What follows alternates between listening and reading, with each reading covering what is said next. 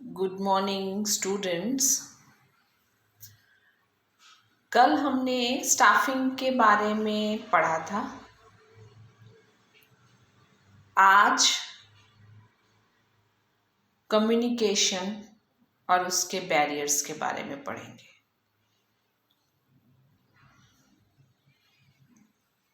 What is the barriers for communication? Communication के लिए हमारी क्या क्या प्रॉब्लम्स होती हैं? हम बात जब किसी को कन्वे करते हैं बिजनेस में, उसका मीनिंग जो हम सोचते हैं वही दूसरा भी अगर सोचे तो आपका कम्युनिकेशन परफेक्ट है। आप जो कहना चाहते हैं वो दूसरा भी वही समझे तो आपका कम्युनिकेशन पूरा माना जाएगा।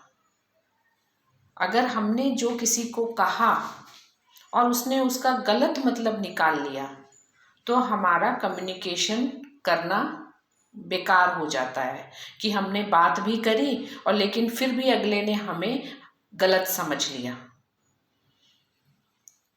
अब वो हमारी जो कम्युनिकेशन है, हम जो कम्युनिकेट करते हैं अपने व्यूज़ को, वो दूसरा किन कारणों से गलत समझ लेता है,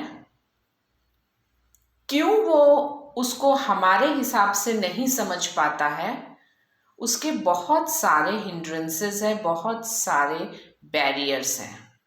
और बिजनेस में तो communication is very very important. Business खराब हो जाता है if communication is not at right time, right place, right way, right method. So many barriers for communications are there. First barrier is semantic barrier. Semantic barrier means when you convey the message but another person take it in another way. जो आप अर्थ अपने बात का बताना चाहते हैं उसने उसका मीनिंग गलत निकाल लिया, उसको बोलते हैं semantic barriers. Are concern with problems and obstructions in the process of encoding and decoding the message. जो भी आपने मैसेज दिया है उसको दूसरे ढंग से वो समझ लेते हैं। उसका कारण क्या है, क्यों वो आपकी वर्ड्स को, आपकी कम्युनिकेशन को दूसरे ढंग से समझ लेते हैं? उसका फर्स्ट कारण है सीमेंटिक बैरियर्स का डिफरेंट लैंग्वेज। ऑफिस में बहुत लैंग्वेज के लोग होते हैं। कई बार communication problem like north side में कोई साउथ साइड का पर्सन आके काम कर रहा है तो उसको हिंदी में प्रॉब्लम होगा, नॉर्थ वाला साउथ में जाता है उसको इंग्लिश में प्रॉब्लम होते हैं। It's not necessary but may be. तो डिफरेंट लैंग्वेजेस के कारण भी आप आपकी बात को कन्वे करने में प्रॉब्लम आती है। अगला बंदा उस भाषा में अगर कंफर्टेबल नहीं है तो वो आपकी बात को दूसरे ढंग से ले लेता है। दूसरा है different context for words and symbols. Semantic barrier का बी पॉइंट है different context for words and symbols. आपने जो बात कही है आपने दूसरे कॉन्टेक्स्ट के थ्रू कह दी और उसने दूसरे कॉन्टेक्स्ट से ले ली। फॉर एग्जाम्पल, हमने बोला कि आई वॉन्ट वाटर, इसमें मैं वाटर मांग रही हूँ for drinking. Okay, I want water for drinking. और अगर कोई बैठ के बात कर रहा है कि पंजाब और हरियाणा में पानी को लेके बड़ी प्रॉब्लम है, अब यहाँ पे वर्ड पानी ही है, वाटर ही है, लेकिन वहाँ पे कॉन्टेक्स्ट दूसरा था बात करने का, यहाँ पे वाटर को लेके कॉन्टेक्स्ट दूसरा है। This is an example of context for words and symbol. Sometimes हम उसको दूसरे ढंग से बता रहे थे और दूसरे ने उसको दूसरे वे में ले लिया, इसको बोलते हैं डिफरेंट कॉन्टेक्स्ट। नेक्स्ट है पुअर वोकैबुलरी। आप जहाँ काम कर रहे हैं उस क्षेत्र में जिस भाषा का प्रयोग होता है, अगर आपको उस भाषा का नॉलेज नहीं है, लैंग्वेज के नॉलेज नहीं है, तो we can say sometimes just because of poor vocabulary you are unable to understand what he wants to say to you. These are the semantic barriers A, B, C. Now is your physical barriers. What are the physical barriers? See, physical barriers are of 4 types. 4 types physical barriers हैं. Noise, improper timing, distance, inadequate information. आप चाहे तो इसका screenshot लेके अपने notes में बनाने के टाइम इन वर्ड्स को अगर चाहें तो आप यूज कर सकते हैं. फर्स्ट फिजिकल बैरियर है नॉइज.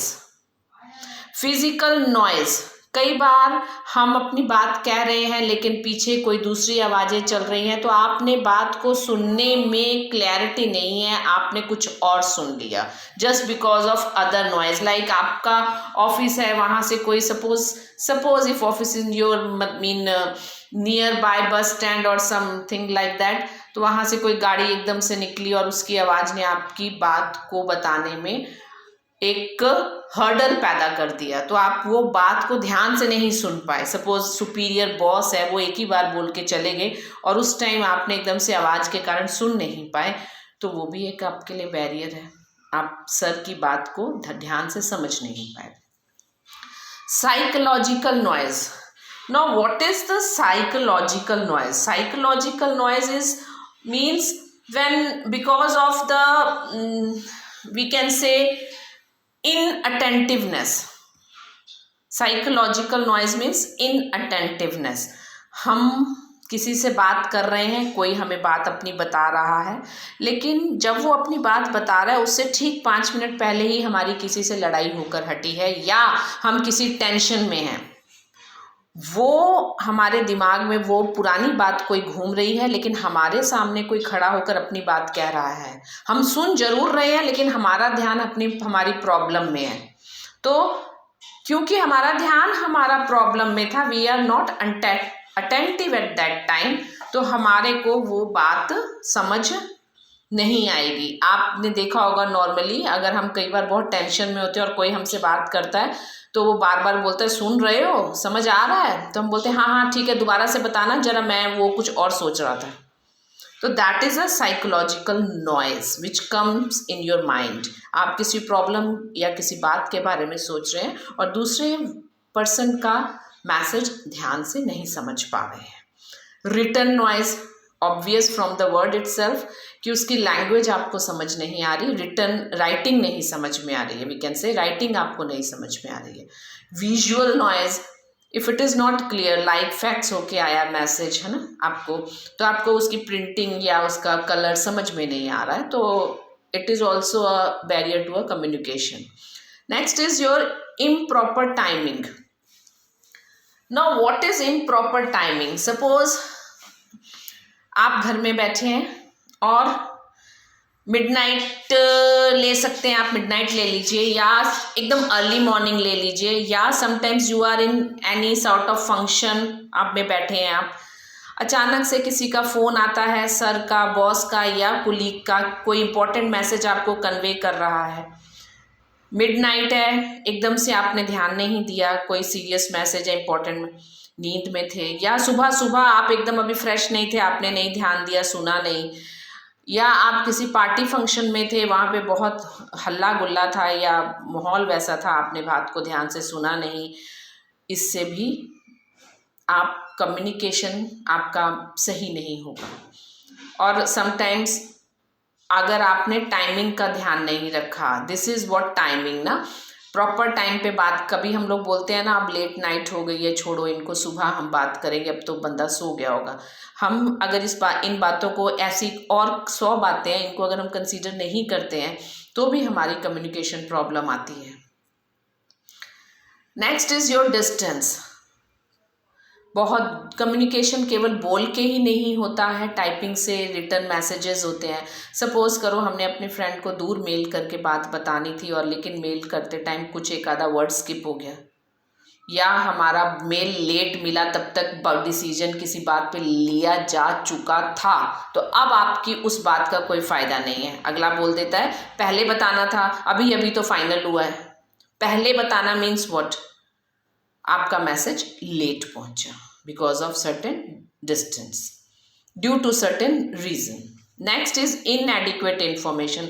समटाइम्स आपकी इन्फॉर्मेशन पूरी नहीं होती है, हम पूरी बात नहीं बताते हैं।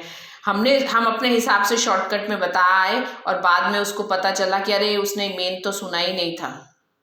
हम बोलते हैं अरे ये तो ऑब्वियस था, ये तो कॉमन सेंस था, ये तुम खुद ही समझ लेते, लेकिन उसने नहीं समझा, उसने जितनी बात बताई उतनी ही समझी, उसको बोलते हैं इनएडिक्वेट इंफॉर्मेशन। जो मेन पॉइंट था वो अगर हम भूल जाते हैं तो that too is also a physical barrier for communication. Now third is organizational barrier. It is also of 4 types.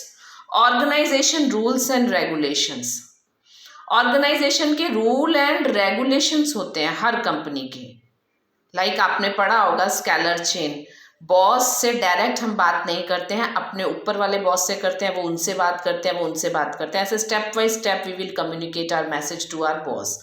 Okay, so अगर हमने अपने मान लीजिए मिडिल बॉस को कुछ बात बताई कि आप सुपीरियर बॉस को ये बता दीजिए, और मिडिल बॉस ने वो बात को अपने हिसाब से ले लिया और जाके उसी बात को थोड़ा डिफरेंट वे में डिफरेंट वर्ड्स को यूज़ करके बता दिया, तो कई बार हमारी बात जो हम बोलना चाहते हैं because of so many steps, बहुत लोगों के थ्रू जाके वो मेन बॉस तक बात पहुंची है, तो वो बात का मतलब बदल जाता है। लाइक आप क्लास मॉनिटर से बोल दें कि मैंने ना टेस्ट इसलिए नहीं दिया क्योंकि मेरे पास नोटबुक नहीं थी और मैंने याद नहीं किया था, और उसने जाके मैम से सिंपली इतना ही बोल दिया कि मैम इसने याद नहीं किया था इसलिए नहीं टेस्ट दिया, नोटबुक नहीं थी, ये मेन पॉइंट नहीं बताया, तो मैम हो सकता है आपसे नाराज हो जाए कि why notebook is not there. एक एग्जाम्पल है ये कि रूल्स एंड रेगुलेशन के थ्रू हमें चलना पड़ता है और हमारी बातों को रूल्स के थ्रू ही भेजना पड़ता है। अगर बहुत स्टिकनेस होती है तो टॉप मैनेजमेंट तक लोअर पीपल की बात पहुंच ही नहीं पाती because of so many stickiness, और यही एक सबसे बड़ी हर्डल होती है कम्युनिकेशन की।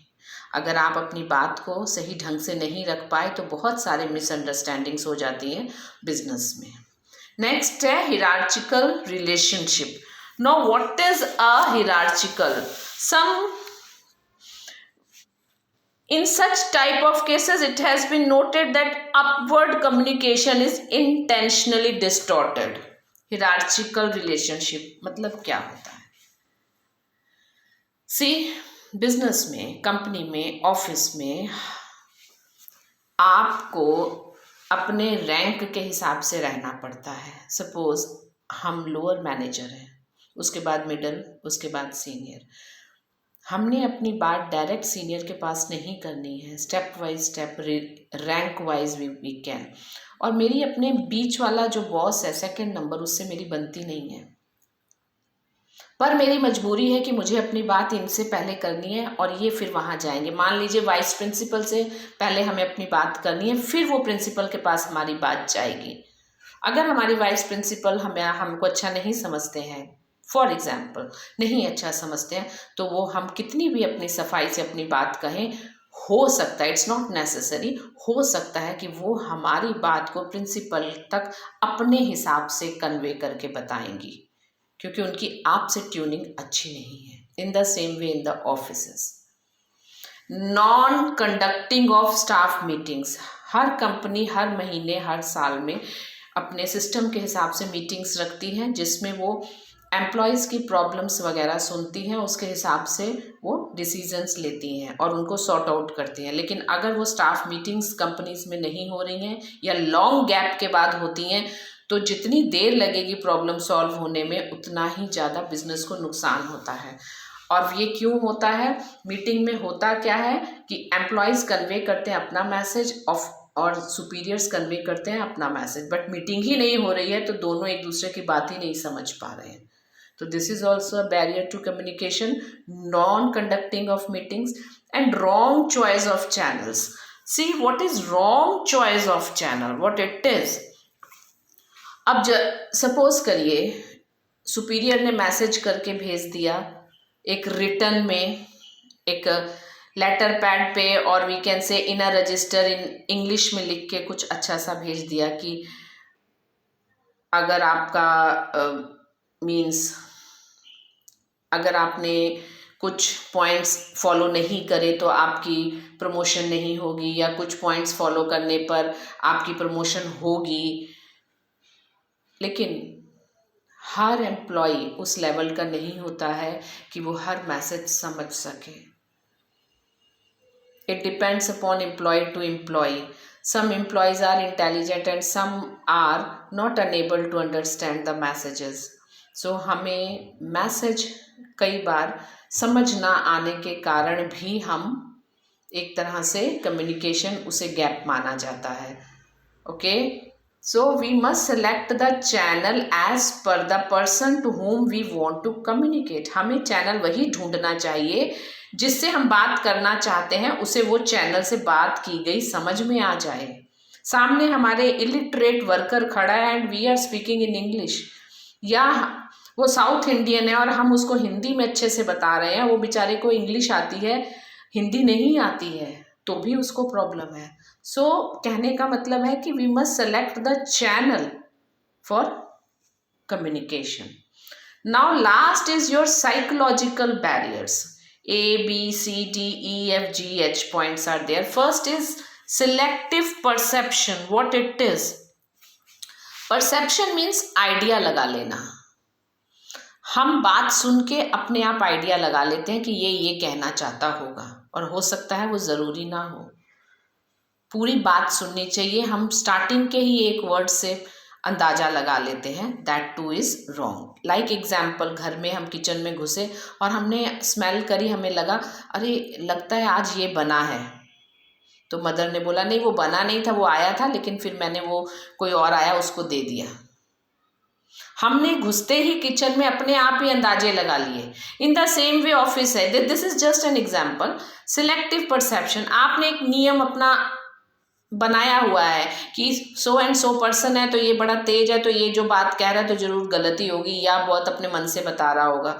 हमने अपने आप आइडिया लगा लिया। अब सुनी नहीं कोई बात, समझी नहीं कोई बात, लेकिन बस आइडिया लगा लिया। इसको बोलते हैं साइकोलॉजिकल बैरियर। और फर्स्ट ये पॉइंट है परसेप्शन, अपने मन से आइडिया लगाना। Pre mature evaluation. Pre mature evaluation मतलब अगले ने मुंह से थोड़ी सी ही अभी बात बोली, पहले ही अपने मन से उसको आंक लेना कि ये कहना चाहता होगा। पूरी बात सुननी चाहिए। समटाइम्स आपने ऐड में भी देखा होगा, जब कभी कोई ऐड आती है तो नीचे शॉर्टकट्स में धीरे से नीचे लिखा रहता है कि इसकी ये कमियां हैं, ये रिस्क फैक्टर्स हैं। अगर हमने बस ऊपर फट से 2 लाइनें पढ़ी और सामान खरीद लिया और रिस्क फैक्टर्स नीचे जो छोटे से दिए थे वो ध्यान से नहीं दिए, उसको बोलते हैं प्री मैच्योर इवैल्यूएशन। बस फट से देखा और सुना और समझा। किसी की बात को समझने के लिए थॉरो समझना चाहिए, not pre mature. Now is your different comprehensions of reality. What it means? Different comprehensions of reality. मान लीजिए फॉर एग्जाम्पल, हमने किसी पर्सन के बारे में अपने मन में एक इमेज बनाई हुई है। अब वो अगर इमेज अच्छी है तो अच्छी बात है, अगर उसकी इमेज बुरी है तो वो बेचारा कितना ही सही बोले, हम उसकी बात को सीरियसली नहीं लेते। हम अपने हिसाब से ही उसकी कही गई बात में से अपने हिसाब से मीनिंग निकाल लेते हैं, विदाउट कंपेयरिंग द रियलिटी। इसको बोलते हैं डिफरेंट कंप्रेंशंस ऑफ रियलिटी। और सुपरवाइजर और सुबॉर्डिनेट्स का एटीट्यूड। अगर सुपरवाइजर अच्छा है तो उसकी बात वो हमें अच्छे से समझाएगा, अगर सुबॉर्डिनेट अच्छा है तो वो बात ढंग से समझेगा। So it also depends upon the attitude. Poor listening, हम ध्यान से नहीं किसी की बात सुनते हैं। ईगोटिज्म, हमारे अंदर ईगो बहुत है, हम सुपीरियर को रिस्पेक्ट ही नहीं करते हैं। Whatever he communicates we always neglect, this is also the barrier in communication.